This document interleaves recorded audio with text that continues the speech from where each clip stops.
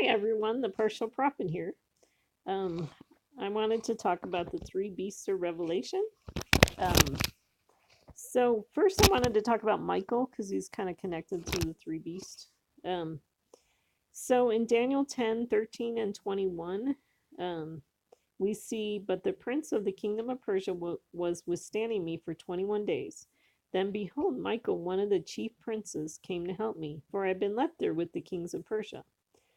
Verse 21, however, I will tell you what is inscribed in the writing of truth. Yet there is no one who stands firmly with me against these forces except Michael, your prince. Daniel 12:1 says, now at that time, Michael, the great prince who stands guard over the sons of your people, will arise. And there will be a time of distress such as never occurred since there was a nation until that time. And at that time, your people, everyone who was found written in the book, will be rescued. Judges 1:9, Jude, this is Jude 1:9, says, but Michael the archangel, when he disputed with the devil and argued about the body of Moses, did not dare pronounce against him a railing judgment, but said, the Lord rebuke you. And Revelation 12:7 says, and there was war in heaven, Michael and his angels waging war with the dragon. The dragon and his angels waged war. So these are all the verses in the Bible that talk about Michael. So I thought it would be helpful to look at this Michael character because he ends up waging war with the dragon. And so I think it might be helpful to understand who Michael is, and then we might understand who the dragon is. So the context of these verses in Daniel is it was the third year of Cyrus, the king of Persia. Daniel was mourning for 3 full weeks. So 21 days actually could be connected to that third year of Cyrus. It could be a different way of saying 3 years. 3 full weeks, 21 days, third year of Cyrus could all be related. A messianic figure appears to Daniel to tell him what is going to happen. And this figure is assumed to be Gabriel because Daniel says he saw him before. So he's assumed to be the angel Gabriel. So Daniel 10:12 says, then he said to me, Gabriel says to Daniel, do not be afraid, Daniel, for from the first day that you set your heart on understanding and on humbling yourself before your God, your words were heard, and I have come in response to your words. And then in verse 13, he says, but the prince of the kingdom of Persia was withstanding me for 21 days. Then behold, Michael, one of the chief princes, came to help me, for I've been left there with the kings of Persia. So the mention of Persia reminds us of the story of Esther in the Bible that is played out in Persia and Media, which is really a picture of God's people being in a different place than the land of Israel. What if that is a picture of America? Something to think about. So if Persia is America, Cyrus the king could be a president. And so the prince of the kingdom of Persia, Gabriel, is returning to fight against him. He withstood against Gabriel for 21 days or 3 years, or a reference to Daniel's mourning period. So back to the book of Esther, we find Haman, who was like a prince of Persia, he's an antichrist figure. So the prince of the kingdom of Persia could be an antichrist figure. Obviously, if the messianic figure is fighting against them, he definitely could be an antichrist figure.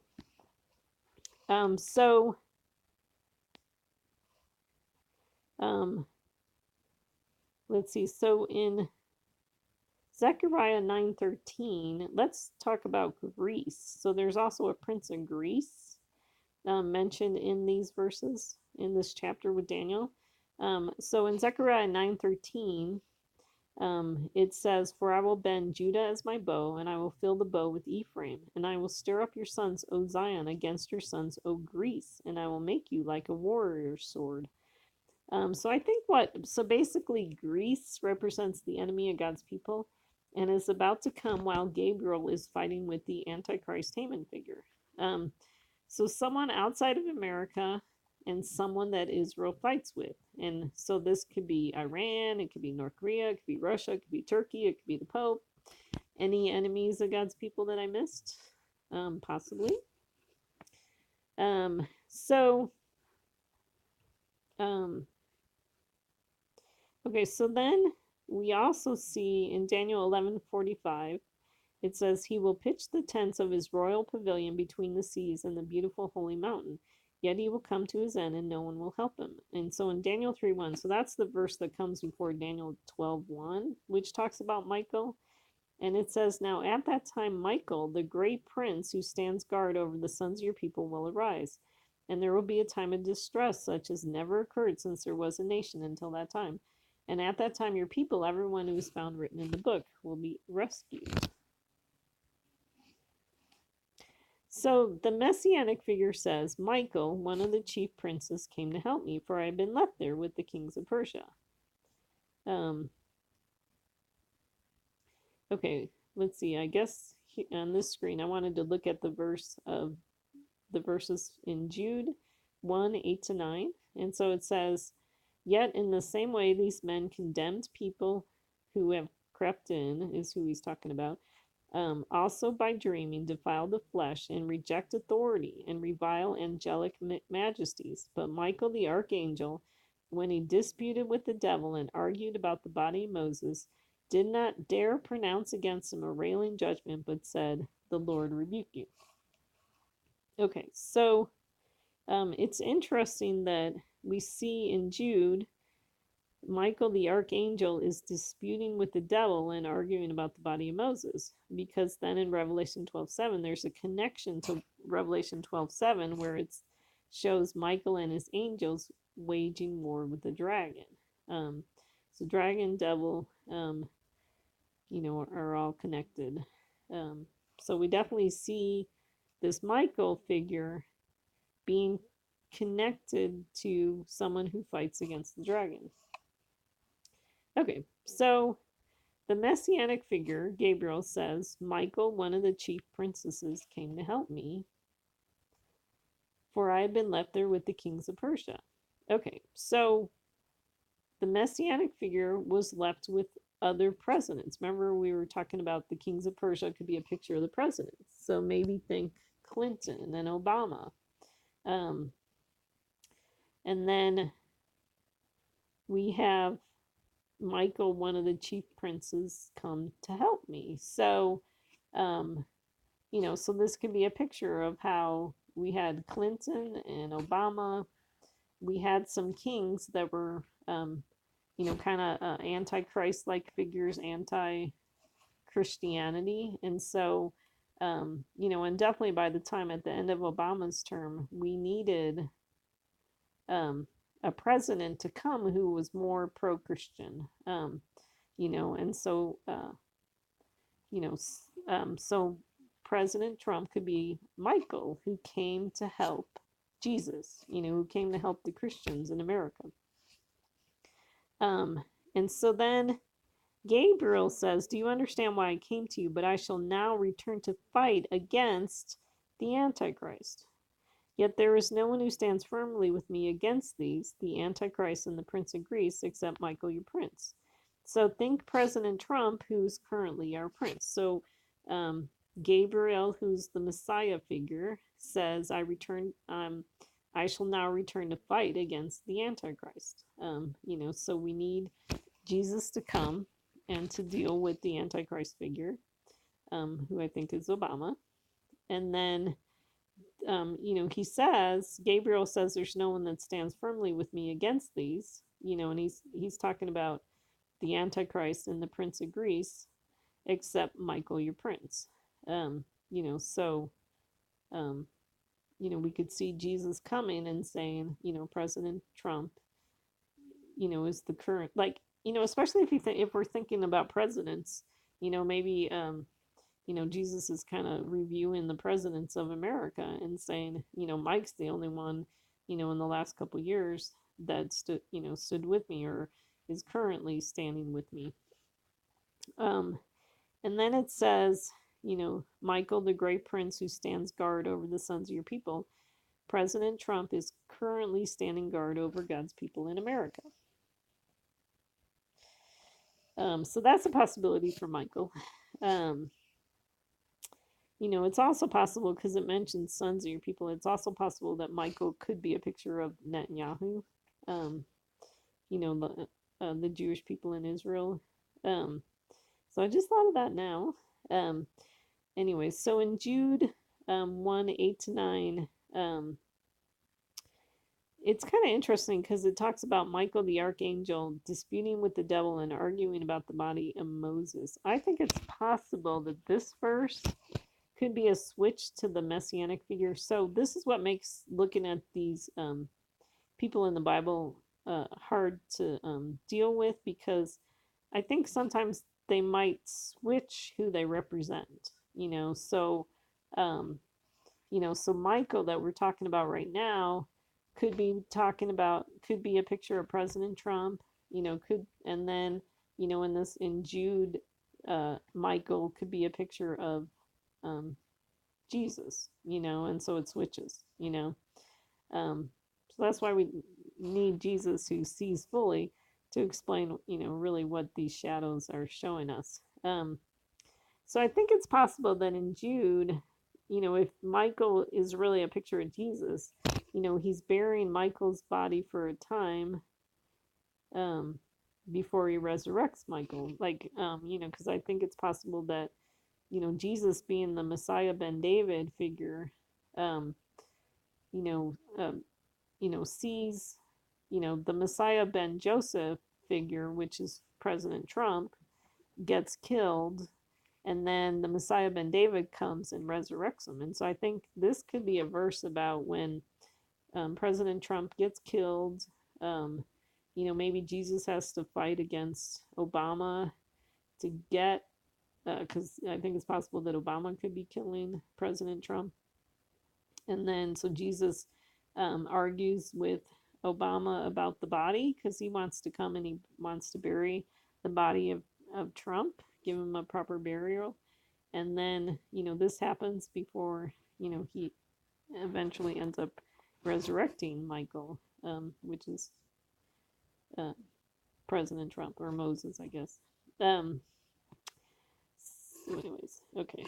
So, so let's switch over to Revelation 12. And so it says, a great sign appeared in heaven, a woman clothed with the sun and the moon under her feet, and on her head a crown and 12 stars, and she was with child, and she cried out, being in labor and in pain to give birth. So I wanted to look at Revelation 12 because this chapter is kind of what happens before Revelation 13, where we talk more about the beast. And so this chapter actually is where we hear about the dragon in Revelation, and in Revelation 13 doesn't actually say that much about the dragon.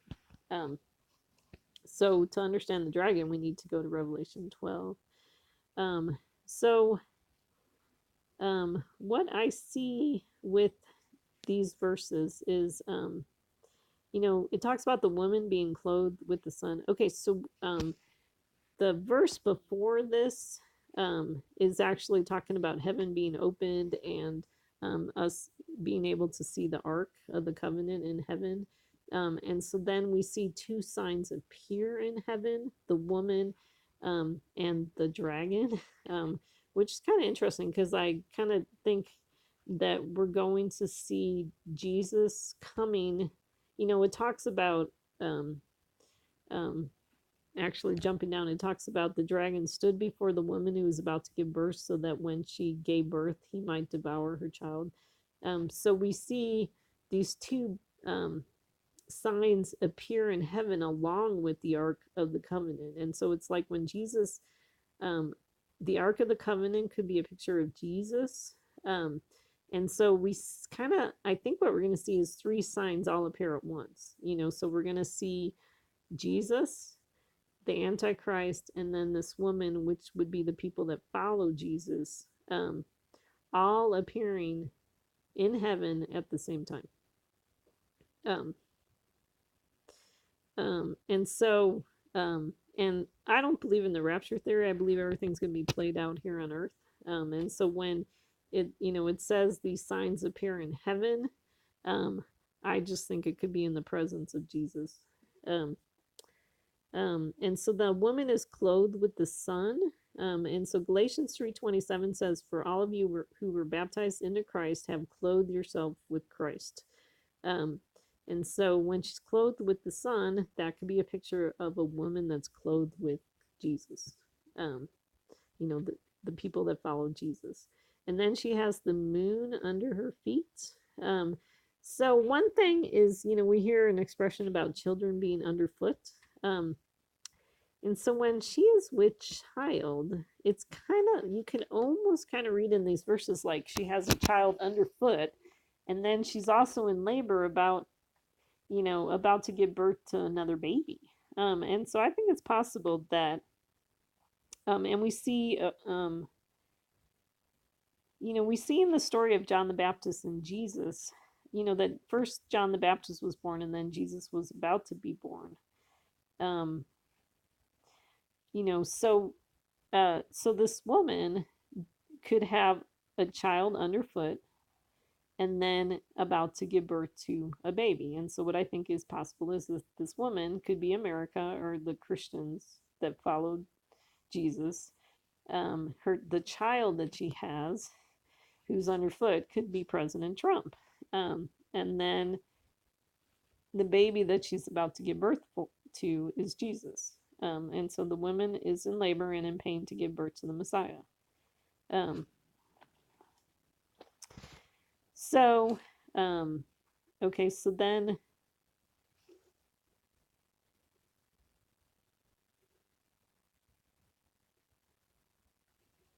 okay, hang on a sec here.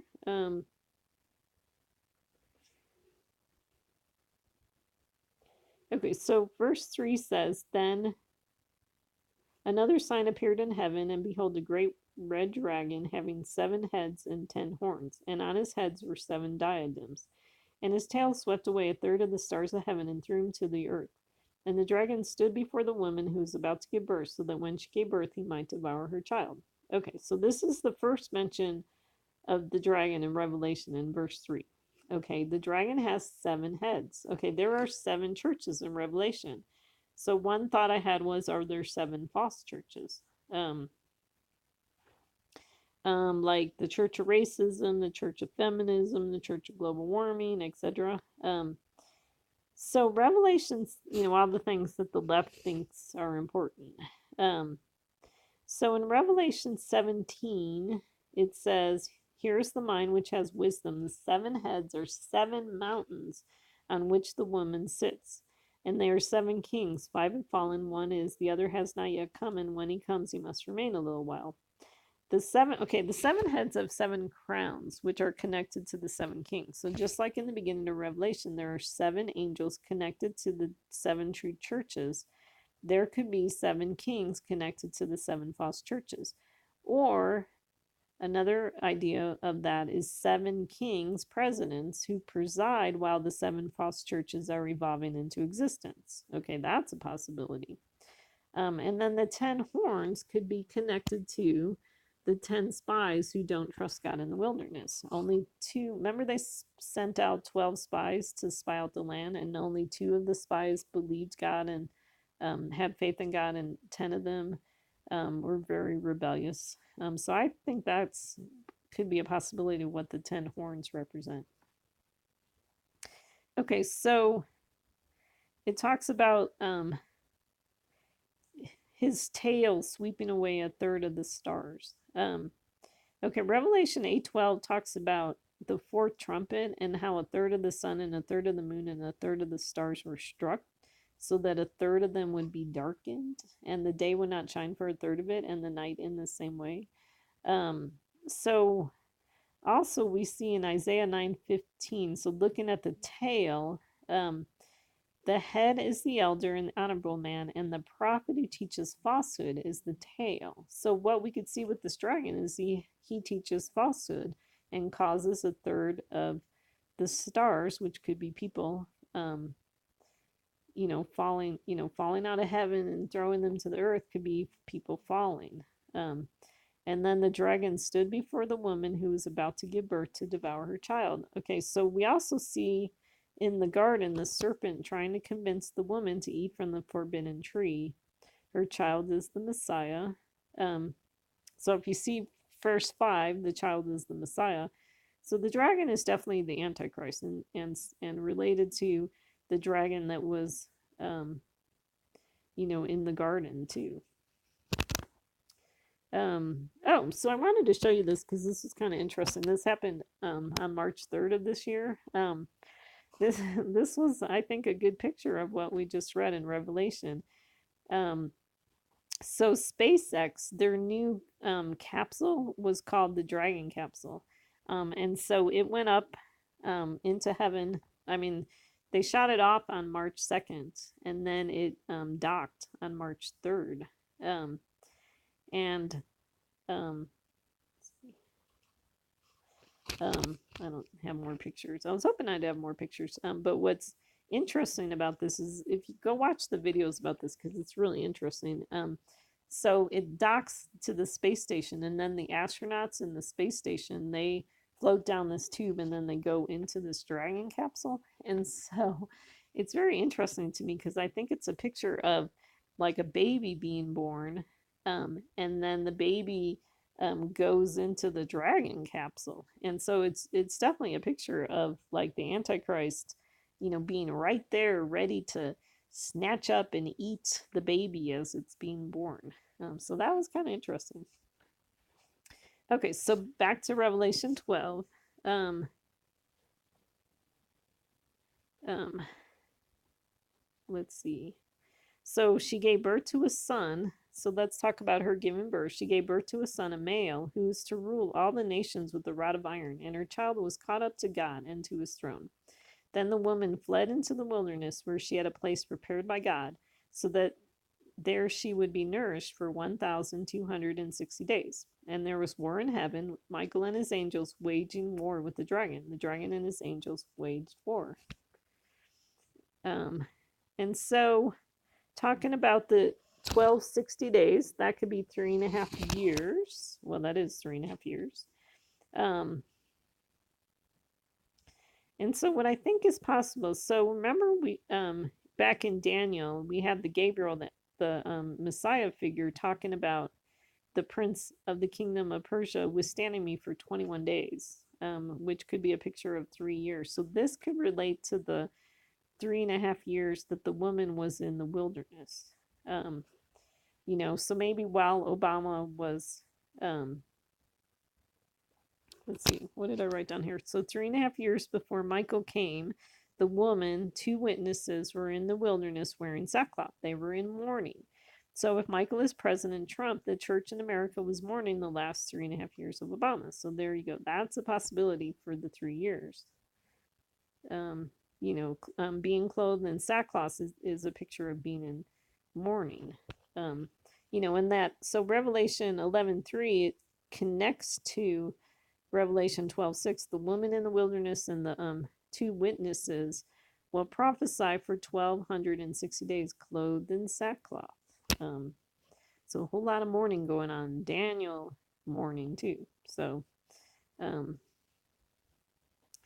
okay, so then with the war in heaven, okay, verse 7, and there was war in heaven, Michael and his angels waging war with the dragon. The dragon and his angels waged war, and they were not strong enough, and there was no longer a place found for them in heaven. And the great dragon was thrown down, the serpent of old, who is called the devil and Satan, who deceives the whole world. He was thrown down to the earth, and his angels were thrown down with him. Okay, so what if Michael is President Trump and his angels would be the people who voted for him and helped his campaign? They waged war with the dragon and his angels, and the great dragon, who was Obama, is thrown down. And so that could be when President Trump was running for president. The war that we waged with them was trying to get Trump voted in. And remember, it was quite the battle because, it's hard when the left controls the media and stuff like that, so quite the battle. So then verse 10 says, Then I heard a loud voice in heaven saying, Now the salvation and power and the kingdom of our God and the authority of his Christ, his anointed one, have come. For the accuser of our brethren has been thrown down, who accuses them before our God day and night. And they overcame him because of the blood of the Lamb and because of the word of their testimony, and they did not love their life even when faced with death. So that was later on in that chapter in Revelation 12. Um, so, okay. So we see that what happens is, so in verse 12 it says, "For this reason rejoice, O heavens, and you who dwell in them. Woe to the earth and the sea, because the devil has come down to you, having great wrath, knowing that he has only a short time. And when the dragon saw that he was thrown down to the earth, he persecuted the woman who gave birth to the male." So I mean, it's possible that both birth stories are kind of mixed in here. But when President Trump became president, the dragon was thrown down to the earth and persecutes the woman who gave birth to President Trump. Now, because don't you feel like we definitely got more persecution when President Trump became president? So definitely. Okay, so then it talks about the two, in verse 14 it says, "The two wings of the great eagle were given to the woman so that she could fly into the wilderness to her place where she is nourished for times and half a time from the presence of the serpent." So times and half time could be 3.5 weeks. I'm not really sure. So the eagle, I believe, is Messiah. Messiah Jesus. So Deuteronomy 32:11, I guess, is kind of talks about the eagle picture. So you could go look that up. So let's see. So I'm seeing that there's like kind of two times here where the woman flies into the wilderness. Or there's two times that she's in the wilderness. And the first time is the 1260 days, and then the second time is time and half the times. And so that could be a picture of the two births. And so the first time when President Trump was birthed as president, she just went into the wilderness with sackcloth. But the second time when Jesus was born, she's actually given wings to fly into the wilderness, and that's for a time and half time. So we could see kind of a little bit of a repeating of some events that happen when Jesus comes. Let's see. And so this time and half a times, I have some more of those verses where it says, "He will speak out against the Most High and wear down the saints of his highest one, and he will intend to make alterations in time and in laws, and they will be given into his hands for a time and half a time. But the court will sit for judgment, and his dominion will be taken away, annihilated, and destroyed forever." And Daniel 12:7 says, "I heard the man dressed in linen who was above the waters of the river, as he raised his right hand and his left toward heaven, and swore by him who lives forever, that it would be for a times and half a time. And as soon as they finish shattering the power of the holy people, all these events will be completed."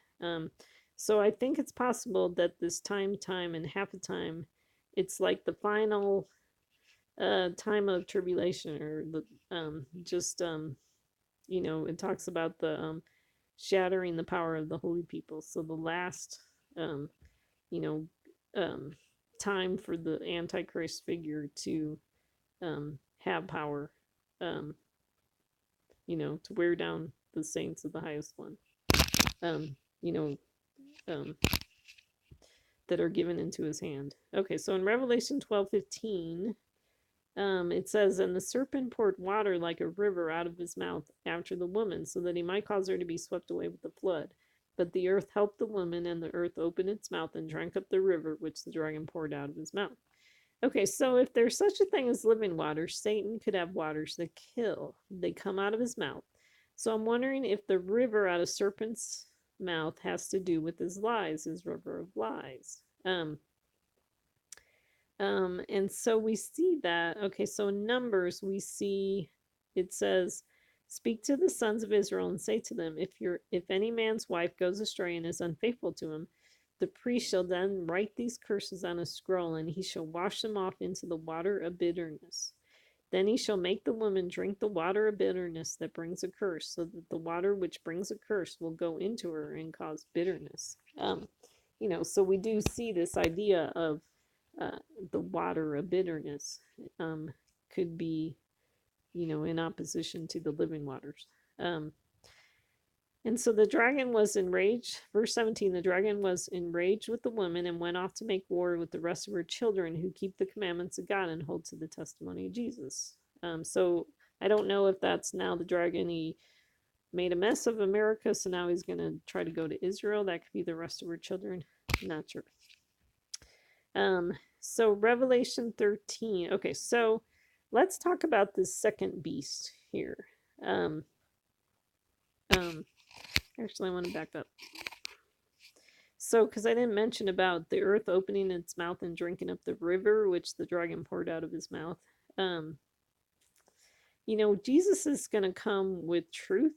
And so the earth opening its mouth and drinking up the river could be a picture of Jesus coming and then teaching us truth.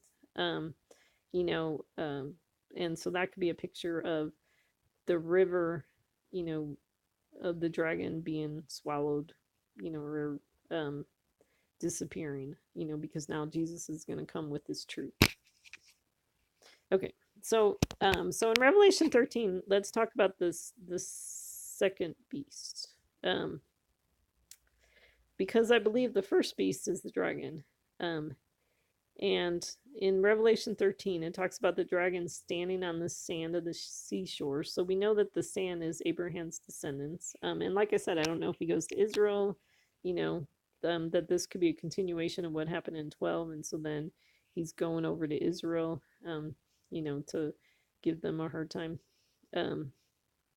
Okay, so then this second beast in Revelation says, I saw a beast coming up out of the sea. And so, remember I talked about water, could represent the lies of Satan. So this could be the sea of lies. And so this beast comes out of the lies of Satan, the sea of lies. And it has 10 horns and 7 heads. And on his horns were 10 diadems. Okay, so this is different because there's 10 crowns instead of only 7. Well, so that's interesting because Obama could be connected to the 7 presidents, and this beast could be connected to the 10 spies, the 10 rebellious ones in the wilderness. The rebellious ones in the wilderness. And so, that's why you got to kind of compare and contrast things. So the dragon has 7, heads with 7 horns, and this beast has 10. Let's see, it still has 7 heads, but it has 10 horns. So, something to look at. And then on his heads were blasphemous names. Okay, so the rebellious ones in the wilderness blaspheme Moses and Aaron, just like people are blaspheming President Trump and his supporters. So it's interesting that there's blasphemous names on the 7 heads of this beast. And the beast which I saw was like a leopard. So one thought I had was, so we have Miriam had leprosy because she spoke out against Moses. And so leprosy, the leopard could be a picture of leprosy. And so leprosy is what you get when you speak out against God's people, when you rebel against authority. So that could be what the leopard represents. And his feet were like those of a bear. Well, the bear in Daniel has 3 ribs in his mouth, like Adam's rib. And so that could be connected to, like eating the Jewish people, so that can be connected to that. And then his mouth was like the mouth of a lion. So this beast speaks with authority and roars. And the dragon gave him his power and his throne and his great authority. Okay, so I'd like to propose that Obama gave Hillary Clinton the Secretary of State position, which everyone was amazed about. And I'd like to propose that the second beast could be Hillary Clinton. So I saw one of his heads as if it had been slain, and his fatal wound was healed. Okay, so fatal wound. Hillary lost the election to Obama. That could be your slain head. She would not be president, but Obama healed her wound by making her Secretary of State. Okay, just like I talked about Obama having a fatal wound. because he's no longer president. Okay. And so the whole earth was amazed and followed after the beast. They worshiped the dragon, Obama, because he gave his authority to the beast, Hillary. And they worshiped the beast, saying, "Who is like the beast, and who is able to wage war with him?" Okay, there was given to him a mouth speaking arrogant words and blasphemies, and authority to act for 42 months was given to him. Okay, so Hillary had 42 months power. Actually, she was in power a lot longer. Um, but, like we could look at it like um, she was Secretary of State a lot longer, but it could be the 42 months was when God, gave her power, let her have power. Um, and so maybe she got off to a slow start. And then what happened was the Benghazi incident. That seemed to mark the start of her downfall, which is kind of literally because she also did fall on her head and had a concussion and stuff. Um, and so that's where 42 months could come from. And she opened her mouth in blasphemies against God to blaspheme his name and his tabernacle. That is those who dwell in heaven. Okay, so remember Hillary Clinton called half of Donald Trump supporters racist, sexist, homophobic, xenophobic, and Islamophobic. So I definitely, this is why I see a connection to Hillary Clinton, because definitely see her blaspheming against God and his people. Okay. It was also given to him or them, it could be both Clinton and Obama, to make war with the saints and to overcome them. And authority over every tribe and people and tongue and nation was given to him. Okay, Hillary and Obama had power over nations to manipulate them any way they wanted. They helped the rulers that were anti-American to rise to power and helped topple the pro-American rulers around the world. They made a mess of the world. In America, they enacted many anti-Christian policies and supported the enemies of God. And then it says, all who dwell on the earth will worship him or them, everyone whose name has not been written from the foundation of the world in the book of life of the Lamb who has been slain. If anyone has an ear, let him hear. If anyone is destined for captivity, to captivity he goes. If anyone kills with the sword he must be killed. Here is the perseverance and faith of the saints. So I actually think this verse 10 is supposed to encourage us, because, what God is saying is that if people kill with the sword, they will end up getting that back on them and end up getting killed by the sword. Just like we saw, Haman built a gallows for Mordecai and ended up being killed on his very own gallows. And so that is kind of how God works. If you kill with the sword, you're going to get the sword back on you. So something to think about. So that's an encouragement for us, that God will, judge people, will judge his enemies, and bring back on their head their sins. Okay, so Revelation 13, this second beast, when you have a chance, I want you to compare this beast to the harlot in Revelation 17 and 18, because there's a lot of similarities. And also compare this beast to Jezebel. Okay, so then in Revelation 11, I wanted to bring this up because this kind of mentions again the 42-month time frame. And so in Revelation 11, it says, there was given me a measuring rod like a staff, and someone said, get up and measure the temple of God and the altar and those who worship in it. Leave out the court which is outside the temple. Okay, so the court outside the temple was the court of the Gentiles. And do not measure it, for it has been given to the nations, and they will tread underfoot the holy city for 42 months. So what I'd like to propose is that 42 months was during the time Hillary was Secretary of State, and they tread underfoot the holy city for 42 months. So what I think is possible is that, here this is talking about the court, which is connected to the court of the Gentiles. And so the holy city that maybe was tread underfoot for 42 months could be a picture of America. But it could also include Israel, because a lot of the policies that both Hillary and Obama did ended up making a mess of America and made a mess of the world. And so thus it made a mess for Israel too. So And then it says, so verse 3 says, and I will grant authority to my two witnesses, and they will prophesy for 1260 days, clothed in sackcloth. These are the two olive trees and the two lampstands that stand before the Lord of the earth. And if anyone wants to harm them, fire flows out of their mouth and devours their enemies. So if anyone wants to harm them, he must be killed in this way. Okay, so the two witnesses, they prophesy for 1260 days clothed in sackcloth. And so, fleeing from the dragon, this could be a connection to the woman who was, fleeing from the dragon, who I think is Obama, for 1260 days. And so, like, maybe the two time frames are, you have 42 months while Hillary was Secretary of State, and then you still had some time when Obama was president, after Hillary, and that could be these 1260 days. And so those are like maybe a 3-year time frame before President Trump became president.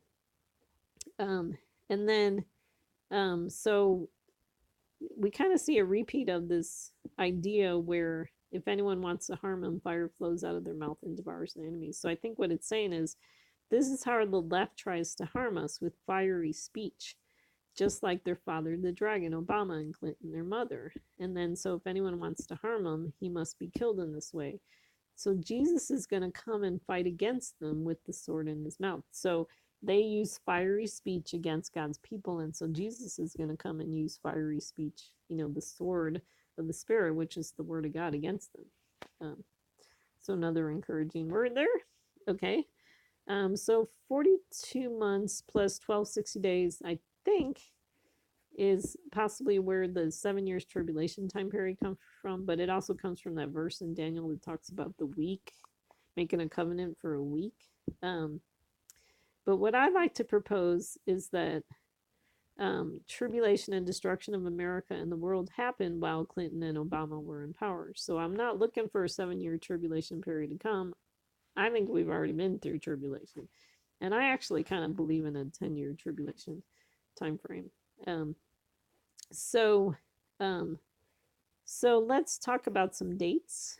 In March 2009, Hillary Clinton made a trip to Israel, and she mentioned Syria and Damascus. And I think in March too, Obama also mentioned Iran in a speech somewhere. And so I think in March was kind of like the start of their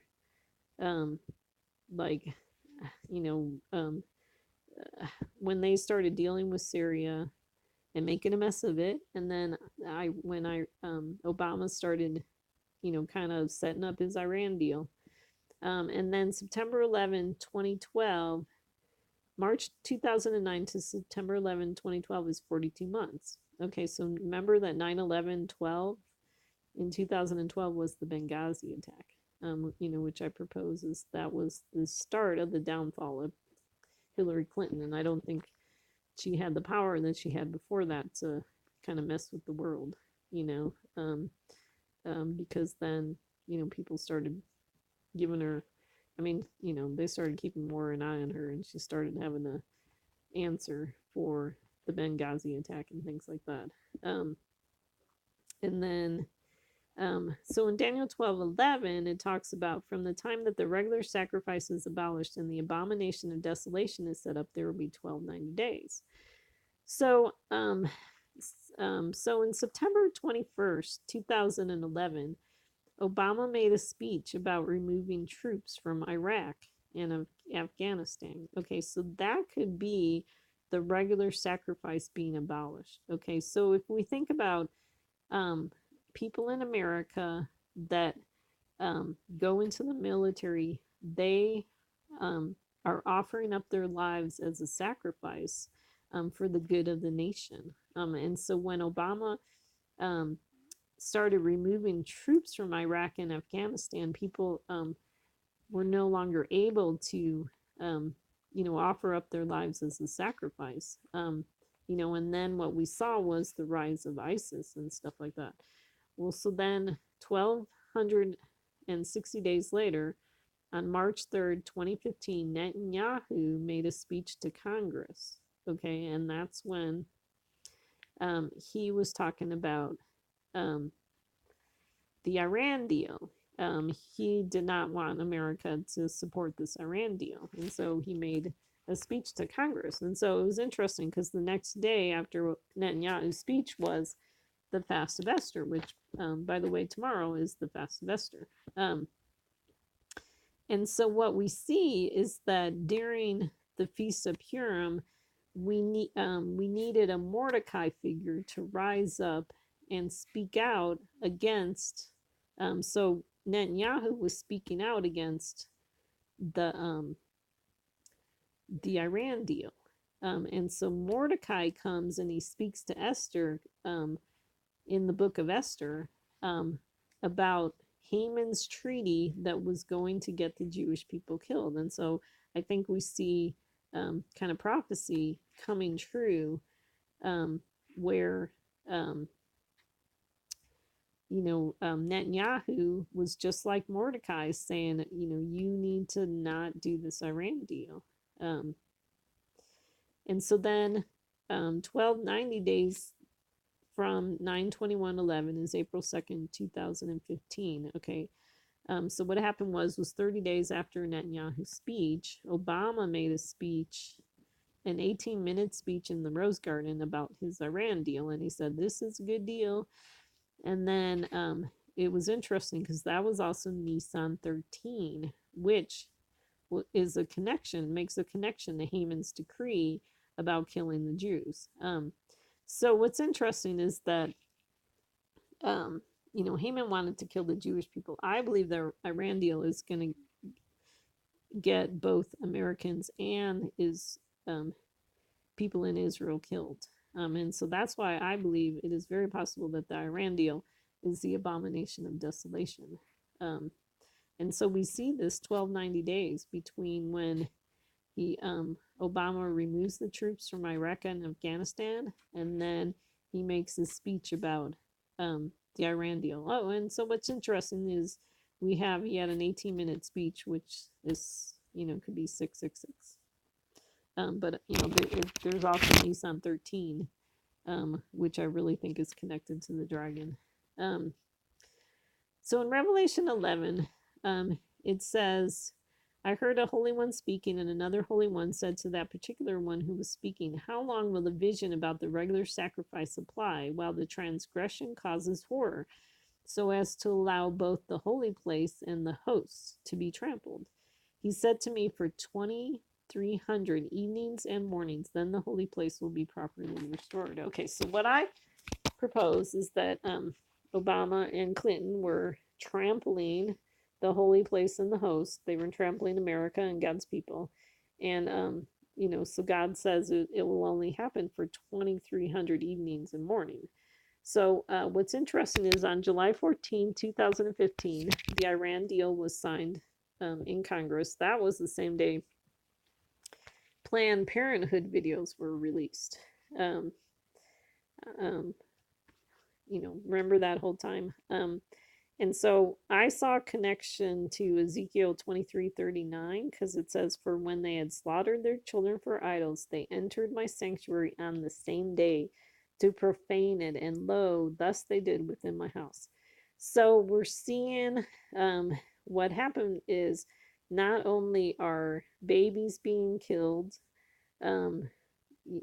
awful stuff, children being slaughtered for their idols, but this Iran deal was also signed. And so they're, they're trying to enter God's sanctuary and kill God's people, both before they're born and while they are living. And so what's interesting is July 15th, 2015 was the 2,300th day of Obama. And so what I think is that was the end of the 2,300 days of Obama. He was still president, but I think that God took away his power at that point. Once he signed once the Iran deal was signed, God no longer allowed him to, have power.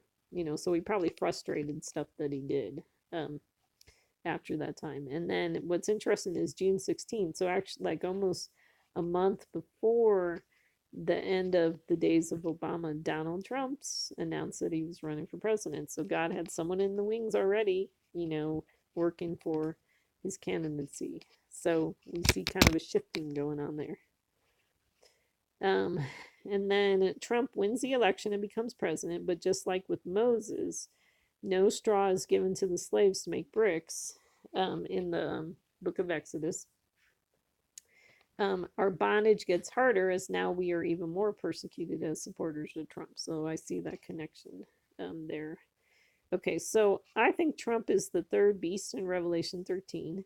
His purpose is to bring division between God's people and God's enemy. So I wanted to talk about that. I talk more about the verses in Revelation 13 about the third beast in the other video that I made about Trump. So go ahead and take a listen there. But I wanted to talk about this division that Trump is bringing. So Rebecca is pregnant, and God says to her, 2 nations are in your womb, and she gives birth to Esau and Jacob.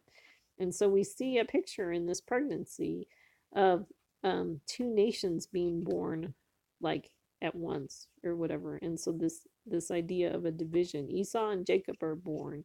And so it's kind of like we could see, like I said, I think the Antichrist and Jesus are going to kind of be born at the same time, so Esau and Jacob, and they're like fighting each other, like on their way out of the womb, already, so we see that picture. And then in Genesis 38, another birth story in Genesis, Perez is born, and his name means, okay, so there's another set of twins born in Genesis 38, and Perez, his name means what a breach you have made for yourself. And so I think that's a picture of Trump where he's causing division in America. He's creating a breach between God's people and God's enemies. And then the second twin that is born is Zerah, and his name means dawning or brightness. And so, I think that's a picture of the Messiah, of Jesus. So these twins are being born, and so that's a picture of the 2 Messiahs, the Messiah ben Joseph and the Messiah ben David. Anyways, so that's my ideas on the 3 beasts of Revelation. I hope you enjoyed that. I hope you got something out of it. And so definitely keep studying God's word for yourself. And thanks for tuning in. I'll talk to you later. Thanks.